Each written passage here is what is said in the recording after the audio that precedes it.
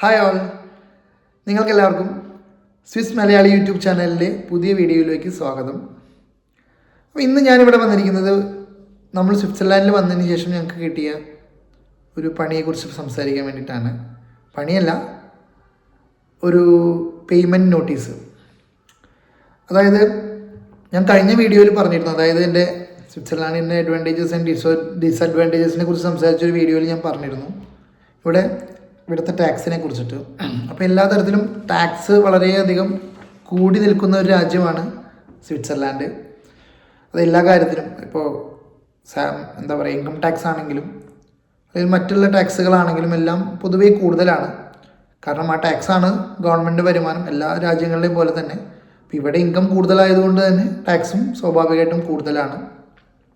At the same time വേറെയും പല രീതിയിലുള്ള ടാക്സസ് അല്ലെങ്കിൽ ചാർജസ് ഗവൺമെൻറ് നമ്മുടെ കയ്യിൽ നിന്ന് കളക്ട് ചെയ്യുന്നുണ്ട്. അപ്പോൾ നമുക്ക് കഴിഞ്ഞ ദിവസം വന്ന ഒരു പേപ്പറിൻ്റെ പേപ്പറിൻ്റെ അതിനെക്കുറിച്ചാണ് ഞാൻ സംസാരിക്കുന്നത്. അപ്പോൾ നമുക്കിത് ആദ്യമായിട്ട് കിട്ടിയത് കാരണം കൊണ്ട് നമുക്കിതൊരു പുതിയ എക്സ്പീരിയൻസ് ആയിരുന്നു. അപ്പോൾ അത് ഞാൻ ഒന്ന് ഷെയർ ചെയ്യാമെന്ന് വിചാരിച്ചിട്ട് വന്നതാണ്. ഇതിപ്പോൾ സ്വിറ്റ്സർലാൻഡിന് മാത്രം കാര്യമല്ല, പല രാജ്യങ്ങളിലും ഉണ്ടെന്ന് ഞാനിപ്പോൾ എൻ്റെ അന്വേഷണത്തിൽ നിന്ന് മനസ്സിലായി. പക്ഷേ പെട്ടെന്ന് ഇങ്ങനെ ഒരു പേപ്പർ വരുമ്പോൾ നമ്മൾ പെട്ടെന്ന് പാനിക്കായി പോകും. അത് ഇവിടുത്തെ എമൗണ്ട് എന്ന് പറഞ്ഞാൽ കമ്പാരിറ്റീവ്ലി ഇപ്പോൾ എല്ലാ രാജ്യങ്ങളെ കമ്പയർ ചെയ്ത് നോക്കുമ്പോഴും കൂടുതലാണ്. ഇപ്പോൾ ഞാൻ മറ്റു രാജ്യങ്ങളിലെ എമൗണ്ടുകളെ വെച്ചൊന്ന് നോക്കിയിരുന്നു. അപ്പോൾ ഇവിടെ അത് ഇത്തിരി കൂടുതലാണ്. അപ്പോൾ ഞാൻ പറഞ്ഞല്ലോ, പൊതുവെ എല്ലാം കൂടുതലാണ്, അപ്പോൾ ഇതും കൂടുതലാണ്. അപ്പോൾ ഇവിടെ ഇതിന് പറയുന്നത് സെറാഫെ എന്നാണ്. സെറാഫെ എന്ന് പറയുന്നത് ഇവിടുത്തെ ഒരു ഡിപ്പാർട്ട്മെൻറ്റാണ്. അപ്പോൾ ആ ഡിപ്പാർട്ട്മെൻറ്റിൽ നിന്നാണ് നമുക്ക് പേപ്പർ വന്നത്. അപ്പോൾ അത് ആക്ച്വലി അത് ഇവിടുത്തെ radio and television fee collection ഏജൻസിയാണ് ഈ സെറാഫെ എന്ന് ഉള്ളതുകൊണ്ട് ഉദ്ദേശിക്കുന്നത്. സെറാഫെ ജർമ്മൻ വേർഡായിരിക്കും എന്ന് വിചാരിക്കുന്നു, അതോ വേറെ ഏതെങ്കിലും ലാംഗ്വേജ് ആണെന്ന് ചോദിച്ചാൽ എനിക്കറിയില്ല. എനിവേ സെറാഫെ എന്ന് പറയുന്ന ഒരു ഏജൻസിയാണ് ഇത് കളക്ട് ചെയ്യുന്നത്. ഇത് ആക്ച്വലി ഞാൻ പറഞ്ഞല്ലോ, radio and television fee collection agency. അത് പറഞ്ഞ പോലെ തന്നെ ഇതിൻ്റെ ബ്രോഡ്കാസ്റ്റിങ്ങിന് വേണ്ടിയിട്ടുള്ള ഒരു ചാർജസ് ആണ്. പക്ഷേ ഇത് ഇവിടെ മാൻഡേറ്ററി ആണ്. അതായത് എല്ലാ വീട്ടുകാരും, എല്ലാ ഹൗസ് ഹോൾഡേഴ്സും ഇത് അടച്ചിരിക്കണം, നിർബന്ധമാണ്. ഇപ്പോൾ ടി വി അല്ലെങ്കിൽ റേഡിയോ ഉപഭോക്താക്കൾ മാത്രമല്ല, എല്ലാവരും, ഇവിടുത്തെ സിറ്റിസൺസ് ആണെങ്കിലും ഇവിടെ വന്ന് ജീവിക്കുന്ന പുറത്തുനിന്നുള്ളവരാണെങ്കിലും സ്വിറ്റ്സർലാൻഡിൽ ജീവിക്കുകയാണെന്നുണ്ടെങ്കിൽ, ഇവിടുത്തെ വിസ വെച്ച് ഇവിടെ ജീവിക്കുകയാണെങ്കിൽ ഈ പേയ്മെൻറ്റ് നിർബന്ധമായിട്ടും അടച്ചിരിക്കണമെന്നാണ് അറിയാൻ കഴിഞ്ഞത്. നമ്മളിവിടെ ആക്ച്വലി ടി വി യൂസ് ചെയ്യുന്നത് വെറും യൂട്യൂബ് മാത്രമാണ്, അല്ലാണ്ട് വേറെ യാതൊരുവിധ ചാനൽസോ കാര്യങ്ങളൊന്നും നമ്മൾ എടുത്തിട്ടില്ല. മോഡം വെച്ചിട്ടുണ്ട്, നമുക്ക് നെറ്റ് ഉണ്ട്, ഇൻ്റർനെറ്റ് ഉണ്ട്. ആ ഇൻ്റർനെറ്റ് വെച്ച് നമ്മൾ യൂട്യൂബ് മാത്രമാണ് ആക്സസ് ചെയ്യുന്നത്. അപ്പോൾ ടി വി നോർമലി യാതൊരുവിധ ടി വി സർവീസും നമ്മൾ യൂസ് ചെയ്യുന്നില്ല കൂട്ടത്തിൽ. അതുപോലെ തന്നെ റേഡിയോ സർവീസും നമ്മൾ ഉപയോഗിക്കുന്നില്ല. പക്ഷേ എന്നിരുന്നാലും നമ്മളിത് അടയ്ക്കണം, കമ്പൽസറി ആണ്. അപ്പോൾ നമുക്കിവിടെ വന്ന പേയ്മെൻറ്റ് എത്രയാണെന്ന് അറിയുമോ നിങ്ങൾക്ക്? ഒരു വർഷത്തേക്ക് 335 CHF, നമ്മുടെ ഇന്ത്യൻ മണിയിൽ കമ്പയർ ചെയ്യുമ്പോൾ ഏകദേശം 32,000 രൂപയിൽ കൂടുതൽ വരും. അത് കമ്പാരിറ്റീവ്ലി കൂടുതലാണ്. ഇത് കൊടുക്കുന്നതെന്ന് വെച്ച് കഴിഞ്ഞാൽ നമ്മൾ യൂസ് ചെയ്യുന്ന ഒരു കാര്യത്തിന് വേണ്ടിയിട്ടല്ല, നമ്മൾ യൂസ് ചെയ്യാത്ത ഒരു സർവീസിന് വേണ്ടിയിട്ടാണ് നമ്മൾ ഈ പേയ്മെൻറ്റ് കൊടുക്കുന്നത് കൂടി ആലോചിക്കണം. ഇത് കമ്പൽസറി ആണ്, അടയ്ക്കാതിരിക്കാൻ പറ്റില്ല. അപ്പോൾ നമ്മൾ ഒരു വർഷത്തേക്ക് നിൽക്കുമ്പോൾ ആ ഒരു വർഷത്തേക്കാണ് ഈ ചാർജ് വരുന്നത്. അടുത്ത വർഷം നമ്മളത് വീണ്ടും അടയ്ക്കണം. അപ്പോൾ ഒരു വീടിനാണ് അല്ലെങ്കിൽ ഒരു ഹൗസിനാണ് ഈ ഒരു പറയുന്ന ചാർജ് വരുന്നത്. പക്ഷേ കമ്പാരിറ്റീവ്ലി മറ്റുള്ള കൺട്രീസിനെ കമ്പയർ ചെയ്ത് നോക്കുമ്പോൾ വളരെ കൂടുതലാണ് ഈ എമൗണ്ട്. 335 തന്നെയാണ് കോമൺ ആയിട്ടൊരു വീടിന് വരുന്നത്. അത് കോമൺ റേറ്റ് ആണ്. അപ്പോൾ ഇതിൻ്റെ ഇൻവോയ്സ് നമുക്ക് ഡയറക്റ്റ് വരികയാണ് ചെയ്യുക. ഡയറക്റ്റ് കൊറിയറായിട്ട് നമുക്ക് നമ്മുടെ വീട്ടിൽ കിട്ടും.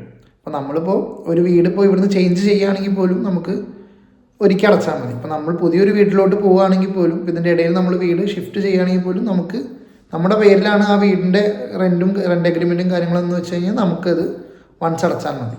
അപ്പോൾ അത് അവരുടെ റെക്കോർഡിൽ ഉണ്ടായിരിക്കും. ഇപ്പോൾ നമ്മളിവിടെ ഇതിന് മുന്നേ താമസിച്ചിരുന്ന ലൊക്കേഷനിലോട്ടാണ് ആക്ച്വലി ചാർജസ് വന്നത്, പേപ്പർ വന്നത്. അത് അവിടെ നിന്ന് ഇങ്ങോട്ട് ഫോർവേഡ് ചെയ്യണം. അപ്പോൾ നമുക്ക് കൺഫ്യൂഷനായി, ഇനിയിപ്പോൾ അവിടെ അടയ്ക്കേണ്ടി വരും ഇവിടെ അടയ്ക്കേണ്ടി വരുമെന്ന് അറിയില്ലല്ലോ. അപ്പോൾ നമ്മളതിനെക്കുറിച്ച് എൻക്വയറി ചെയ്തു. നമ്മളിതിൻ്റെ ഏജൻസി ഈ പറയുന്ന ഡിപ്പാർട്ട്മെൻറ്റിലോട്ട് തന്നെ ഡയറക്റ്റ് കോൺടാക്ട് ചെയ്തു.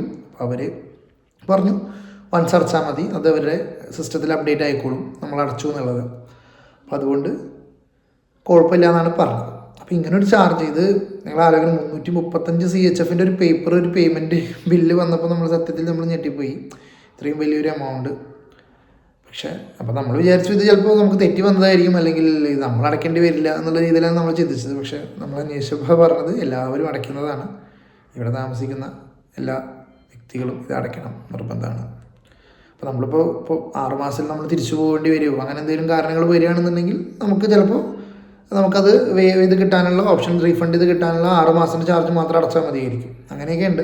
നമ്മളൊരു കൊല്ലം സ്വിറ്റ്സർലാൻഡിലുണ്ട്, ഏതെങ്കിലും ഡെസ്റ്റിനേഷനിൽ നമ്മൾ താമസിക്കുന്നുണ്ടെങ്കിൽ നമ്മൾ നിർബന്ധമായിട്ടും അടയ്ക്കേണ്ട ചാർജാണ്. ഇതാണ് ഇവിടുത്തെ സെറാഫെ. അപ്പോൾ ഒരു ഇൻഫർമേഷനായിട്ട് ഞാൻ നിങ്ങൾക്ക് പാസ് ചെയ്യാണ്. ഇത് ഒരുവിധം യൂറോപ്യൻ രാജ്യങ്ങളിലൊക്കെ ഉണ്ട്. ഇപ്പോൾ ജർമ്മനിയിലുണ്ട്, UK അതായത് ഫ്രാൻസിലുണ്ട്, ഇറ്റലിയിലുണ്ട്, ഓസ്ട്രേലിയയിലുണ്ട്, ഡെൻമാർക്കിലുണ്ട്, എല്ലായിടത്തും ഉണ്ട്. അതുപോലെ ജപ്പാനിലുണ്ട്, എല്ലാ രാജ്യങ്ങളിലും ഉണ്ട്. പക്ഷേ ചിലർ അത് ഇലക്ട്രിസിറ്റി ബില്ലിൻ്റെ കൂടെ കളക്ട് ചെയ്യുന്ന കേസുകളുണ്ട്, പിന്നെ മന്ത്ലി കളക്ട് ചെയ്യുന്ന കേസുകളുണ്ട്. അപ്പോൾ പല രാജ്യങ്ങളും പല രീതിയിലാണ്, പല പേരിലാണ് ഇത് കളക്ട് ചെയ്യുന്നത്. പക്ഷേ ഇവിടെ ഇങ്ങനെയാണ്. ഇവിടെ ഒരു സിംഗിൾ പേയ്മെൻ്റ് ആണ്, അല്ലാണ്ട് മന്ത്ലി അല്ലെങ്കിൽ ക്വാർട്ടർലി പേയ്മെൻ്റ് ഒന്നുമല്ല, സിംഗിൾ പേയ്മെൻ്റ് ആണ്. നമ്മൾ അടയ്ക്കണം, വൺസ് അടയ്ക്കണം, മീൻസ് വൺ ടൈം ആയിട്ട് അടയ്ക്കണം. അത് കഴിഞ്ഞ് നമ്മളിപ്പോൾ എന്തെങ്കിലും കാരണവശാൽ തിരിച്ചു പോവുക കാര്യങ്ങളൊക്കെ ആണെങ്കിൽ നമുക്കത് വേവ് ഓഫ് ചെയ്ത് നമുക്ക് റിക്വസ്റ്റ് ഇട്ടിട്ട് തിരിച്ചെടുക്കാമെന്ന് അറിയാൻ കഴിഞ്ഞു. അപ്പോൾ ഇങ്ങനെയാണ് ഇവിടുത്തെ സിസ്റ്റം. അപ്പോൾ ഞാൻ പറഞ്ഞു വന്ന പോലെ ഇറ്റ്സ് വെരി എക്സ്പെൻസീവ്. ഇവിടുത്തെ ഓരോ കാര്യങ്ങളും എക്സ്പെൻസീവാണ്. ഇവിടെ താമസിക്കുന്നതും വളരെ എക്സ്പെൻസീവാണ്. പല രീതിയിലുള്ള എക്സ്പെൻസസ് നമ്മളറിയാത്ത എക്സ്പെൻസുകളുണ്ട്. അപ്പോൾ ഇനിയും പുതിയ എന്തെങ്കിലും ഇതുപോലത്തെ ഇൻഫർമേഷൻസ് കിട്ടുകയാണെങ്കിൽ ഞാൻ അപ്ഡേറ്റ് ചെയ്യാം. അപ്പോൾ ഇത്രയേ ഉള്ളൂ ഈ video. Thank you so much for watching. Bye bye.